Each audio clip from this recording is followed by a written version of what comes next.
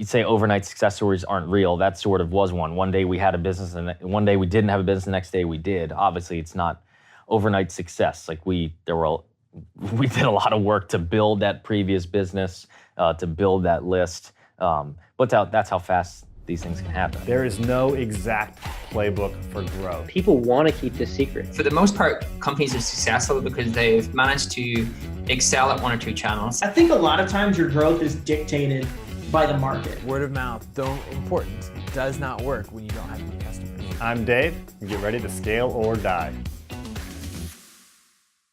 Welcome back, Growth Nation, to Scale or Die. I'm your host, Dave Rogemoser, and this is the show where we uncover proven growth strategies from CEOs and growth experts behind some of the world's fastest growing startups.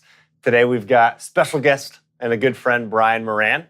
We're going to talk a lot about marketing funnels and paid traffic, which I know a lot of startups get stuck on. How do you actually make those channels profitable? Brian's the founder and CEO of SamCart, an online shopping cart optimized to increase sales and conversions, primarily for information products and online courses. Brian, welcome to the show. Good to have you here, man. Good to be here. Yeah, this is good. So, of all the SaaS founders I know and marketers, I think you have a different mindset than almost everybody. You are obsessed with marketing, with growth, with paid traffic, with what channels are working. Every time we hop on the phone, it's like, what's working in funnels? I'm studying this other company. And you're just kind of like a student of marketing, I feel like.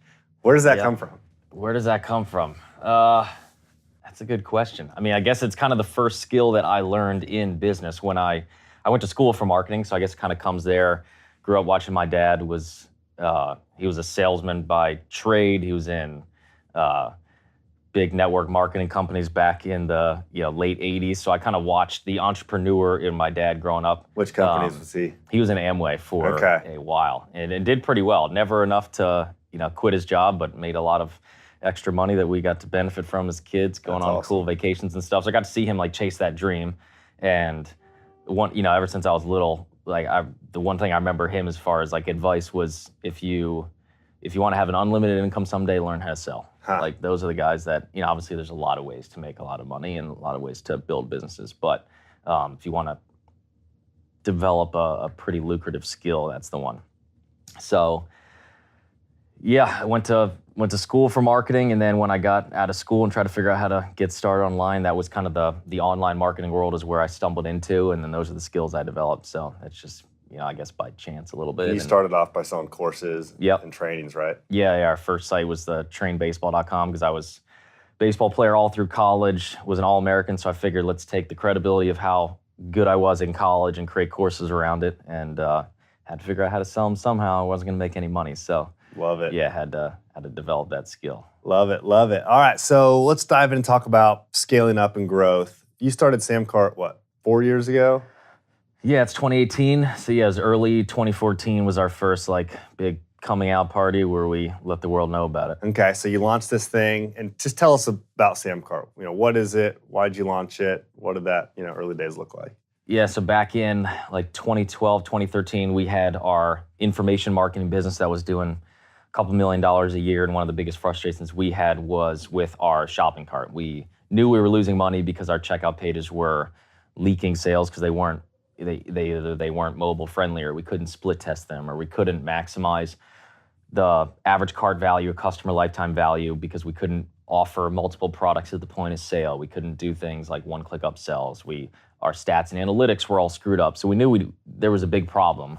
And I wanted to get into the software world because I felt like I had sort of figured out this information marketing side. And I kind of wanted a new challenge. So we found a couple guys to help us build this tool. And that was the tool that we ended up building, using for ourselves for a while. And then thought, look, I'm pretty sure everybody else needs this damn thing. So we might as well go try to let the world know about it. The classic origin story. You just built it for yourself so you could do more of what you wanted. Yeah, I mean, obviously, I'm not going to sit here and pretend that I never intended to have it be a product. But I'm going to use it for myself first, prove that it actually works. But yeah, the end goal was always that hopefully this thing, if it works, and if we're right in our assumptions that if we fix problems A, B, and C, that our revenue will double, triple, quadruple because of it. Let's prove that concept first and then turn it into hopefully a product that everybody else wants. And Sweet. good news is so far we've been right. It's worked. So, Sweet. So how did you get those customers in the early days? What'd that look like? We cheated, and we cheated because we had the business that we had built before this was an information marketing, coaching, training business in the marketing space. We had a site called Get 10,000 Fans where I basically taught people how we used Facebook marketing to build the previous business before that, which was the baseball side. So we had this huge audience. I think we had 400,000 fans on Facebook, had an email list of a couple 100,000 people. So we didn't have to do much. We didn't have to do a whole lot of content marketing. We didn't have to do any paid ads. We didn't have to call up promotional partners or raise money or any of that stuff. We had this group of people that we could just email about. And they knew me, they liked me, they trusted me because I was kind of the expert that they had. I was the reason they came to the business in the first place. So we just, one day when we thought we were ready, wrote up a couple emails and said, hey, we got something cool we want you to know about. We've been working on it for, at that point, 8, 9, 10 months. And put together kind of a mini product launch, and the rest is history. And signups were strong right away. Oh yeah, I mean, we basically created $1 million business overnight. That's amazing. So yeah, it was a fun week. That's awesome. We've had a couple of those since then, but yeah, you'd say overnight success stories aren't real. That sort of was one. One day we had a business, and one day we didn't have a business. The next day we did. Obviously, it's not overnight success. Like we did a lot of work to build that previous business, to build that list. But that's how fast these things can happen. I mean, you have an audience and a good offer, and you can make a lot of things happen in a short period of time. Okay, so that was kind of your early growth channel. Was we're going to just email out to the existing audience. Not really replicatable for a lot of people, but what has it looked like as you've grown to? How many team members do you have now? Like 15. Okay, and 5,000-ish customers? Yep. So what has it looked like? Like, what growth channels have worked? What growth channels have you tried that haven't worked? Like, what's it been like for the last 4 years? Yeah, I mean, we pulled a lot out of our previous email list, and we continue to build that list. We have a lot of fantastic affiliate partners. In our space, if you're selling tools like Proof in the marketing world, there are a lot of big bloggers, speakers, authors, coaches, thought leaders that have big audiences. You look at someone like a Tim Ferriss. If you could somehow convince someone like a Tim Ferriss to promote your thing, you can do a lot of damage in a short period of time. But yeah, so we had a lot of great partners, relationships that we had built over the years. The partners that worked the best for us, and one of the lessons for anybody, listening to this that doesn't have those partners is you don't just go walk up to someone, you meet the first time and then quickly ask them to promote your stuff. Like, again, it was the benefit of, I'd been in that world for, at this point, it's 2015, and 5 years. So been to dozens of events, spoken on a couple stages, worked with a couple people in the past, had a lot of friendships, like just, cool buddies, guys and girls across the board, bloggers, speakers, coaches, and they were willing to get behind us because they knew we had a great product. A lot of them used the product, which made it even easier to get them to share it out there. Mm-hmm. So yeah, but I didn't just go out and hit the pavement and make a whole bunch of new fake friendships and ask people to promote us like that. Yeah, that's how you get yourself in a lot of trouble. And how were you partnering up? So once you had a partner, would you do a joint webinar with them? Would you just say, we hey, kind of do whatever they want to do. We had a couple webinars that worked really well. So a lot of our stuff we'd do a big joint webinar. SamCart we usually once a year do a big re-release of a whole bunch of new features. So we'll line up partners that want to share that out. You just got to give them a reason too. So yeah, it was kind of a little bit different for every player we had. Gotcha. And have there been other significant channels besides that? You guys do a lot. We're going to talk about some of your funnels. You guys do a lot of paid traffic, or have done a lot of paid traffic. Yeah, paid traffic is my bread and butter. I'm not a big content marketing guy just because I don't follow through with that kind of stuff. You're not going to find me blogging religiously every Tuesday, 5 Thursday. years straight, whether anyone's reading it or not. Yeah, I have a podcast and I haven't published to it in 6 months just because I've been busy. Like, I probably shouldn't do that if I wanted the podcast to be a main channel, but that's just not, that's not how my brain works. Yeah. I'm more, math and science and the process of running ads and trying to make that work just fits my brain type better. So that's always been our bread and butter is Okay. we do whatever Is that we can. AdWords, Facebook? It's a little bit of Instagram? What do you everything. do? Facebook is obviously a big one. We've been getting into AdWords a lot lately in the past like 6 or 8 months. We're getting to YouTube now. I mean, there's dozens of them. So we kind of get whatever we can get our hands on and whatever works, wherever the math equation works, wherever we can put $1 in and not get burned, we try to maximize that channel. Gotcha. And I think you've got kind of an interesting take because you guys haven't raised any funding. Yep. So how are you funding such aggressive growth? How are you pulling this off if you don't have this war chest of cash available? Like you can't spend $1,000 on a customer only to make it back over the next 3 years. Yep. You've got to get it back pretty quick. So how do you think about that? How do you fund that? You fund it by being damn good at selling. That's how. There is no way around it. I mean, we hear from people all the time that will try a paid traffic channel. They try YouTube ads or Facebook ads or AdWords, and they blame said platform on their failure. And Facebook ads don't work. as if just all paid media doesn't work. Yeah. As if there wasn't a flaw on your end. Like they sent you the traffic. They did their job. Facebook does not fail. Google does not fail. YouTube does not fail to send anyone traffic who wants it. They do their job. If it doesn't work, it is 110% the fault of the business owner. You either targeted the wrong people or your message stinks. So you just got to be religious about trying to figure out what is that message that will work.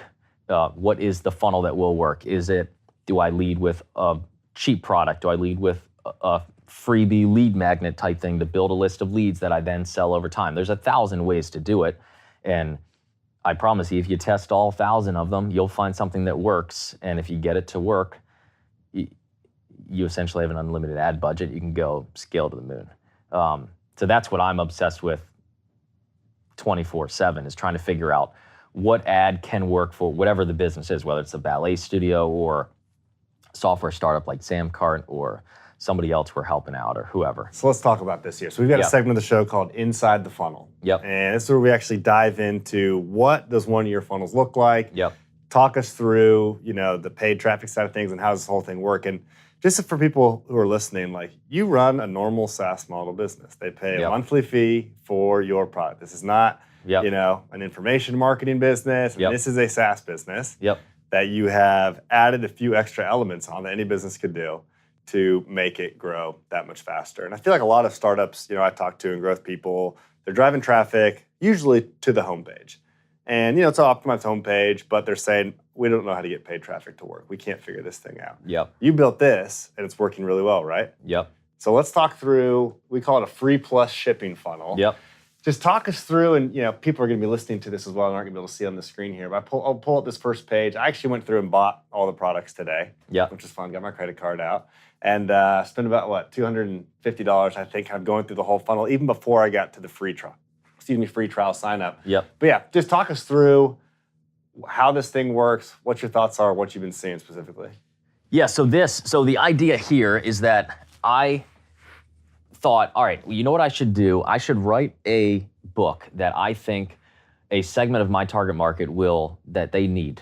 So people that use SamCart, there's a big chunk of beginners that want to launch a business online, but they're utterly just confused. They're bombarded day after day by new business models, whether it's a new MLM that pops up or drop shipping or start an e-commerce store, or maybe you should start an information product business, or maybe you should be a coach or consultant. I mean, it's never ending. You get in this world and the whole thing is just, it's a disaster if you're a newbie because there's too much information going on. So I thought, you know what I'm gonna do? I'm gonna try out this idea where I'm gonna write a book. I ended up calling it the Going Pro Manifesto. It is a tiny little book. Took me about 4 days to write. It's a booklet. It's not a real published book. It's self-published. I think it's about 30 pages and had a designer on Dribbble design it, give me a cover. We used a company called Vervante that prints these types of booklets out and connected it with SamCart. We sell it with SamCart. This is the page that the sales page that actually sells the book, which you can see at goingpromanifesto.com, is just a simple 2-column page where I have the sales pitch on the right, that at the top you can see it just says, get the book that reveals this 3-step process that eliminates overwhelm and creates time freedom as you do less, not more. So what I'm trying to do is I'm trying to call out overwhelmed, struggling entrepreneurs who don't know where to start because there's 1,000 ideas. And my pitch here is, I wrote this book. I'm a successful entrepreneur. I'm where you're trying to be. Here's how I got here. I did it by simplifying, by ignoring 95% of the garbage that is out there that are just giving you a new shiny object every week. And I distilled it all into this book called The Going Pro Manifesto. And I'm going to give you this book for free if you just pay the shipping and handling. So the shipping and handling, I think, is $7.95. If you're in the US, it's different depending on where you are all over the world. So I could have charged, there's no magic here. Like, there's probably 100 ways to make this work. This book could have been $5 with free shipping, could have been $10 with free shipping. We decided I wanted the book, which is what is the sexiest part of this offer. It's what people want. I wanted that to be free. And I can get away with saying that by saying it's free as long as you cover the shipping and handling. So I make $7.95 on the book, and you can see on the right-hand column, right as they're entering their credit card, they can tick a little box where they can also add this other bundle to their order. It's just like you go to Amazon. Amazon upsells the crap out of you by saying, look, if you're buying this trampoline, most people that bought this bought a helmet, because for whatever reason, like, there's 1,000 other products they want to get you to add to your cart before you check out. So that's what I'm doing here. I want them to add as many things to their cart before they buy so that my customer is worth 5 times what it normally would have been. If I didn't do any of this, all of my customers would be worth $7.95. So how many people actually add that little order bump there and get the extra $47 bonus? That's one of the highest converting ones I've actually ever done. It's around 40%. And I think it's because it's really congruent. It's the book is called The Going Pro Manifesto. This extra order bump is called the Going Pro Starter Kit, I think, where they can get, if they add this to their cart, they get 3 new resources. They get a second book that I wrote called The Going Pro Game Plan, which is the manifesto is sort of the strategic side of it. The game plan is the tactical side of it. So it's a really good match. And do you send people to this page with Facebook ads?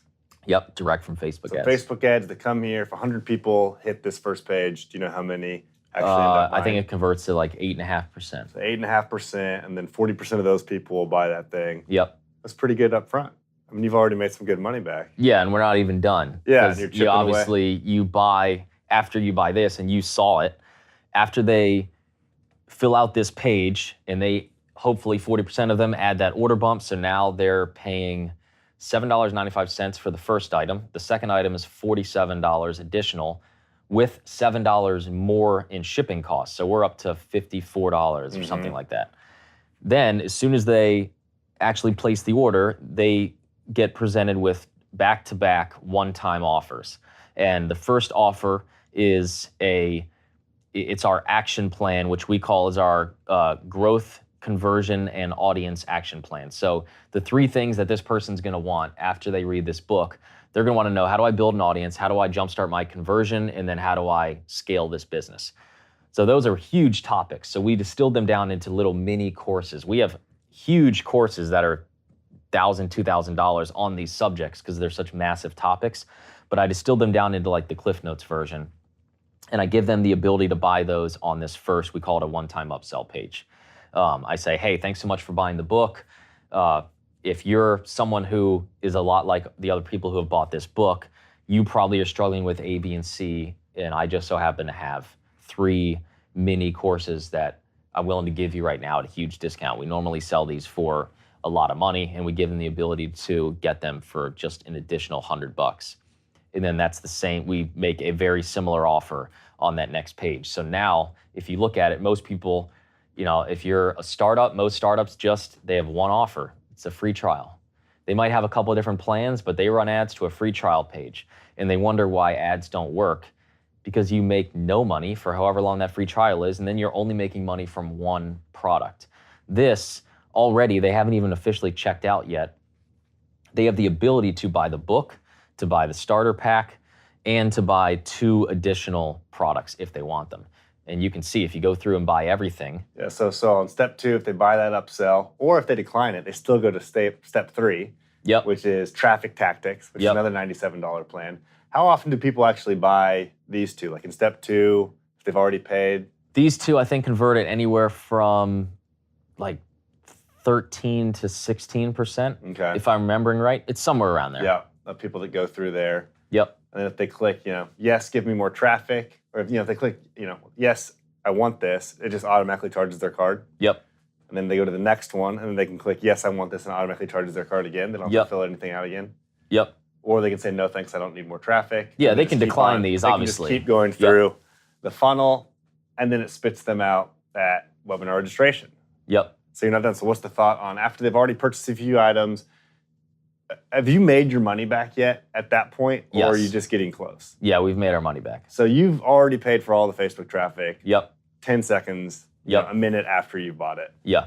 and now you're just trying to get free trials. If on we took off either of the 2 upsells, we would break even. Our ads would be paid for. And again, that's a huge accomplishment. I mean, that means I can essentially go buy as much traffic as I want.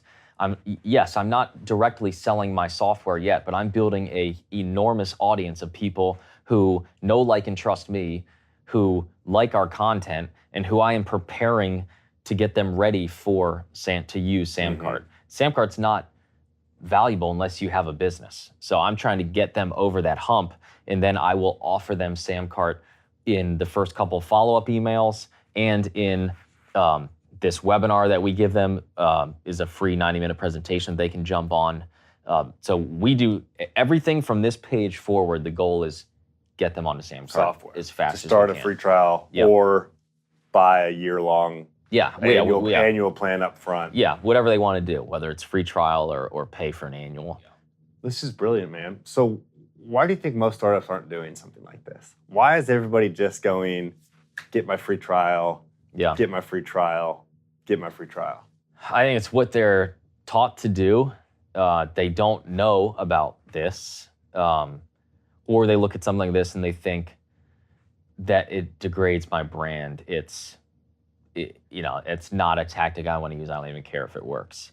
There's a lot of people that use these tactics, and they do damage to their brand. And they take something that should be a well-respected startup and they kind of bring it down. But everything can be so on brand. Yeah, it's not like yours is off brand at all. Right. It can be designed well and on brand and helpful.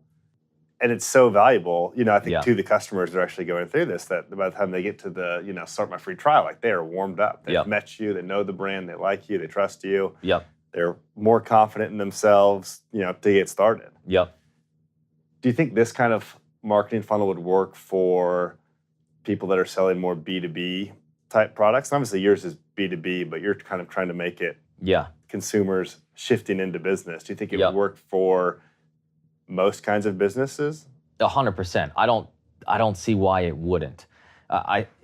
Whether it's this exact funnel or just something that is accomplishing the same thing of putting something inexpensive, whether it's just getting the email, getting a lead, or selling an inexpensive front-end product with the goal of do what I need to do to pay for the advertising so I can reach as many people as I want, and make the goal of that funnel, that campaign, promotion, whatever you want to call it, to build a list of qualified prospects that are now actually customers of yours. They might not be customers of the end goal product, what you're trying to sell them yet, but you can market to them for free for the rest of the time. I feel like this is just building up a huge wave that over time, like these people may just buy the booklet and in 6 years be ready for SamCart. Yeah, and we've been running this one since, I think it's February or March when we went live with it.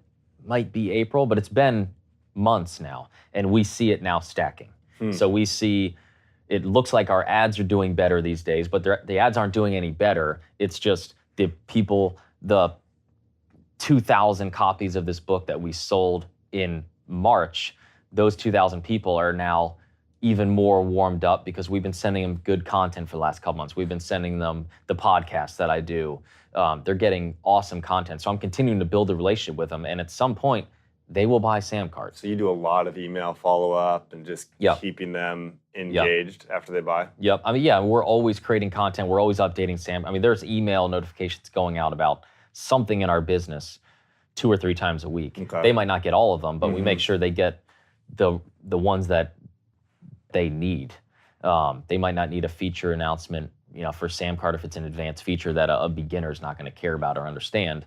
But if I do a new podcast episode that I think is valuable for them, we'll let them know about it. So we continue to keep them warm and to just deliver value to them for free, because we want to build up the goodwill tank that we have with them so that when they're ready, they think SamCart is the tool I want to use. I'm all hot and bothered right now thinking about this. Yeah, this is awesome, man. We want to go apply something like this here with Proof. I love it. All right, man. Well, the last segment of the show is called the Salty Six. This is my favorite part of it. Basically, it's 6 rapid-fire questions for us to get to know you a little bit better. All righty. You ready? Yep. You feel good? We'll see at the end of this if I feel good. You don't know what's coming. I didn't tell you anything about these. Nope. All right, man. Well, here they are. So number 1, what do you do for fun? What do I do for fun? Well, I used to golf, play basketball, play softball until I tore my ACL on a skiing trip 7 months ago. So now I watch people play softball, basketball, golf, and I play with my 2 kids. I have a 4-year-old daughter and a 1.5-year-old son, so that's about all the fun I can handle. All right. What's the best business conference you've gone to? Traffic and Conversion Summit back in the day was an absolute game changer. It's a little bit different these days. It's kind of a huge convention. I like conferences that the CEO founder is up on stage for hours and hours talking about what he's doing behind the scenes. If there's events out there that's kind of what what it is, then I will usually show up to those ones. Love it. What podcasts do you listen to, if any? Podcasts. Lately, I haven't been listening to a ton. I'll go in and out of Gary V's every once in a while just because the dude cracks me up. But yeah, I haven't been listening to podcasts a lot lately. All right, question number 4. What book are you reading right now? What's on your nightstand? Jocko Willink's Discipline Equals Freedom Field Manual, I think it is. Big black cover book. Guy's an ex-Navy SEAL. Is it intense? He's an absolute badass. This guy is crazy. Love it. Yeah, it's awesome. Love it. All right, Michael Jordan or LeBron? I mean, LeBron would dominate him one-on-one. I don't care what anybody says. All right, he's going LeBron. All right, and then the last, number 6, is what one person would you like to invite to a dinner party right now, dead or alive, to make an interesting night? Oh, man. I can make a lot of people mad with who I say, so maybe I'll avoid that one. One person to a dinner party.